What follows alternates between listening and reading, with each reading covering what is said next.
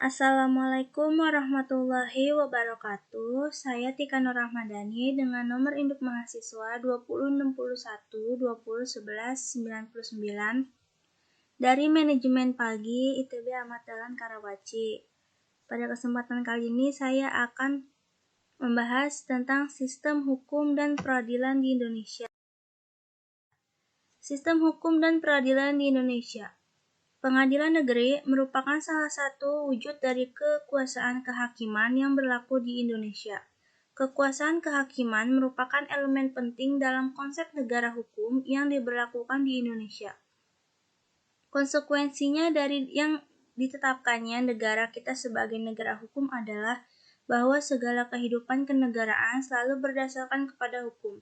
Untuk menjaga dan mengawasi bahwa hukum itu berlaku dengan efektif tanpa adanya pelanggaran-pelanggaran serta menegakkan keadilan, maka di negara kita dibentuklah lembaga peradilan. Lembaga peradilan merupakan sarana bagi semua pencari keadilan untuk mendapatkan perlakuan yang semestinya di depan hukum. Sistem hukum di Indonesia. Yang pertama, makna dan karakteristiknya. Hukum merupakan aturan, tata tertib, dan kaidah hidup. Di dalam hukum terdapat beberapa unsur di antaranya. Yang pertama, peraturan mengenai tingkah laku manusia dalam pergaulan masyarakat. Yang kedua, peraturan itu dibuat dan ditetapkan oleh badan-badan resmi yang berwajib. Yang ketiga, peraturan itu bersifat memaksa.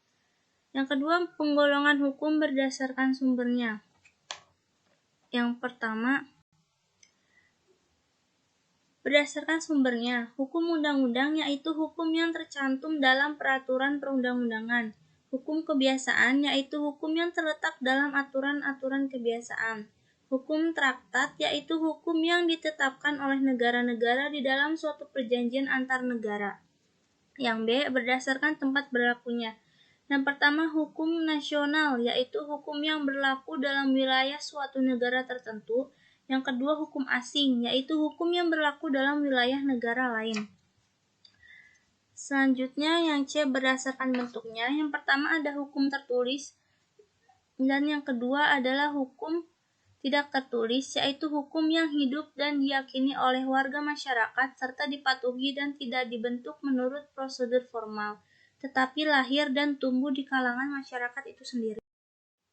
Selanjutnya ada tata hukum negara. Tata hukum negara merupakan keseluruhan peraturan hukum yang diciptakan oleh negara dan berlaku bagi seluruh masyarakat Indonesia yang berpedoman pada Undang-Undang Dasar Negara Republik Indonesia.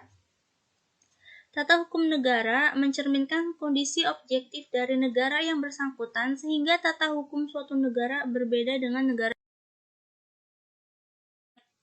Sistem peradilan di Indonesia. Kekuasaan kehakiman di Indonesia dilakukan oleh Mahkamah Agung. Badan peradilan yang berada di bawah Mahkamah Agung meliputi badan peradilan yang berada di lingkungan peradilan umum, peradilan agama, peradilan militer, dan peradilan tata usaha negara, serta oleh sebuah Mahkamah Konstitusi. Lembaga-lembaga tersebut berperan sebagai penegak keadilan dan dibersihkan dari setiap intervensi atau campur tangan, baik dari lembaga legislatif, eksekutif, maupun lembaga lainnya. Sekian, terima kasih. Wassalamualaikum warahmatullahi wabarakatuh.